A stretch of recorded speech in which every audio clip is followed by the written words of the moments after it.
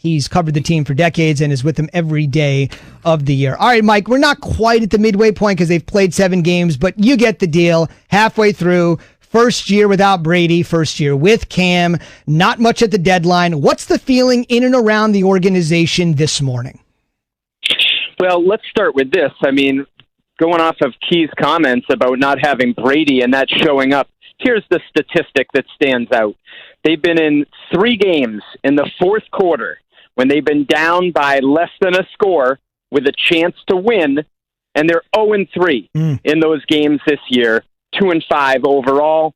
You put Tom Brady on this team, I guess I would ask you guys the question, do you think they're 0-3? I mean, what was Tom Brady known for in his tenure here in New England, the ability to bring him back in the fourth quarter? So to me, Zubin, you asked, what's the feeling? They're going to keep trying to claw forward, win the next game, and see where it takes them. But that aspect clearly is what's Hey, Mike, can I say this real quick? That's what I've been saying to Key. When I watch Aaron Rodgers or when I watch Tom Brady, they make marginal players look great. When I watch Cam Newton, I don't see him do that same thing, and that stat just backs that up, Key. Mike, this is a different team overall, and you've been covering the Patriots for a number of years. This is a totally different team than the past teams that Tom Brady has had. First quarter, second quarter, third quarter, fourth quarter, or into the next games. Julian Edelman's not even playing. Tom Brady would have the luxury of having a Julian Edelman type. Tom Brady can't do wonders with this. Nobody. I said it yesterday, and I'll say it again. I could take Tom Brady, Mike Reese, Joe Montana, Aaron Rodgers, Big Ben, Cam Newton with a sprinkle of Michael Jordan on top and drop him at the quarterback spot in New England right now, and you will get what you've been getting. That is exactly. They don't have anything. Don't say yeah, Mike. Don't agree with that. Mike's not agreeing. Yeah. Mike's not agreeing. Mike is smart enough. Mike is smart enough to know what he's looking at. I'm not talking him into anything. Yeah, the weapons clearly, I mean, are not up to par in New England. I think the one thing I would say, Key, is that Tom Brady has done more with less. I mean, I would go back to seasons where his leading receiver was the late Riche Caldwell, who might have been a number 4, on any team that year. And I've seen him elevate them up. And it brings me to Cam. And I think Cam is trying to find himself in this system, right? And I think there were some positive signs, actually. Sunday in Western New York, they almost win that game. And then the devastating fumble at the end sort of overshadowed a lot of the good things he did. So I do believe, Key, that they still have some hope here in New England with Cam, but their margin for error has thinned so much. So let me ask you this. What do you think about Jarrett Stidham? Will we see him before the end of the year, or are they pretty much done evaluating him? They're not done evaluating him, Key, but I would say this. Last year he was the number 2, clear cut behind Brady. That's one snap away from leading the team. This year he started as the 3. He's the number 2 now, and he's got 4 interceptions in his first 20 pass attempts in the NFL. So I believe, he's regressed a little bit from what they saw last year when he had such a good preseason. So I would actually make the point there's probably more questions now about Stidham in the Patriots' eyes than maybe there were last year when they didn't have as much information at the time. Mike Reese, ESPN Patriots reporter, joining us on Keyshawn, J. Will, and Zubin. Mike, every time I hear Bill Belichick talk, it's always he's very 2-word answers, very quick, done. Now I hear him be transparent and talk about we're hamstrung with cap issues. What do you make of that? Jay, well, that was really interesting because it was out of character for Bill Belichick to talk to Sirius XM NFL Radio and basically say they had sold out for 5 years and that they're paying the price. And I think what he's saying is, look, we got about $26 million worth of dead space on our cap for Tom Brady, for Antonio Brown, and some others, and basically that bill has come due.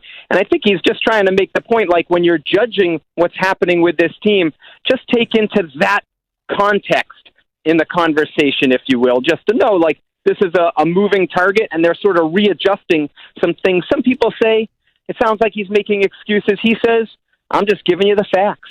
Mike, what has been the reaction in the locker room around the way the Patriots have been playing and them and the way that the Tampa Bay Buccaneers are performing with Tom Brady? Well, Key, I think the first thing is to point out they had like a 2-week interruption, and I think that's the first reaction here in New England. Like, they want a fair chance to try to match up to this conversation of if you're going to match up Tom Brady and the Bucs versus Bill Belichick and the Patriots, like, you want a fair fight. And when they had those positive COVID tests, they were really only able to practice once or twice over a 2-week span, and they really feel like that hurt them.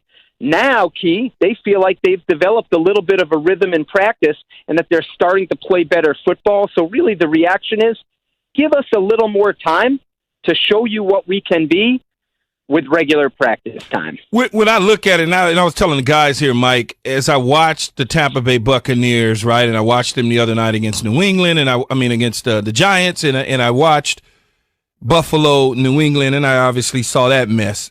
Is it like the Tom Brady Tampa experience being elevated because of the Bill Belichick, Cam Newton experience kind of being somewhat dysfunctional to a degree? I don't know about that. I mean, I think the disparity is shocking, Key. I mean, when you think about it, the Patriots are 2-5. The last time they were 2-5 was the year 2000 when Tom Brady was a rookie. I mean, this doesn't happen before. The last time, they were this far back in the AFC East, I mean, I think it was around the same year, 2000. So I think that's the part. It's not necessarily just what Tom is doing in Tampa, which is impressive. It's that it has fallen deep here in New England, which you're just not used to seeing. Indeed, and one other thing we should mention that the Patriots. Pats haven't dealt with in a long time is being sellers at the deadline. The deadline passed in the NFL yesterday at 4 p.m. Eastern, but again, the Pats are on the other side looking to acquire, looking to bolster, not to be selling, but again, going to Mike's rhythm there, they are experiencing things in this organization they haven't in 2 decades. Mike, we'll see you. Your work on ESPN.com. We'll see you on SportsCenter as they get ready for Monday Night Football against the Jets, the absolute antidote for any struggling team. Thank you, Mike. If I put you in with that quarterback, though, Thanks, Mike, you Ted. got to throw me the damn ball. I just love being in the discussion, Key. Thanks for putting me in there. I thought I'd be the kicker. No, that would be me. I'd be the punter. So Reese and I on special teams would be unbelievable. Want to throw this out on the Dr. Pepper call-in line or on the Twitter feed because the Pats are playing the Jets. We talked about this earlier this morning. Who is part of the Jets solution? Who's part of the problem? Now, if we asked you just the latter part, we could talk about that till 10 a.m. Eastern until we're done, Keith. We got to have something more definitive. Who's part of the solution? Who's part of the problem? The obvious choices, the quarterback, Sam Darnold, the head coach, Adam Gase, embattled head coach, or the general manager, Joe Douglas. Pick one, pick two. Try to figure it out. Who do they need to keep? Who do they need to move on for? At 888-SAY-ESPN, 888-729-3776. I looked at the numbers, Key. We got a lot of listeners in the New York area in the first hour of our program. So if you're hot on it and you're a Jet fan, hit us up. Or if you're a Jet fan or any NFL fan, what do you think? 888-SAY-ESPN, 888-729-3776, Key, J, and Z. Key, you've made it clear. Sam Darnold, certainly part of the solution. Adam Gase, certainly not. And for somebody like Joe Douglas, he's a year and a half into the job. It's a waiting pattern, but he, the latter, might have the most important role of all, to be honest with you, getting Darnold talent. And he will. And I think he will, man. I think when you look at it, Mims, the kid out of Baylor, he's gotten healthy a couple weeks ago. He's in the fold now. They need to obviously get a running back. They need to shore up the offensive line. We still waiting for Becton to get into shape.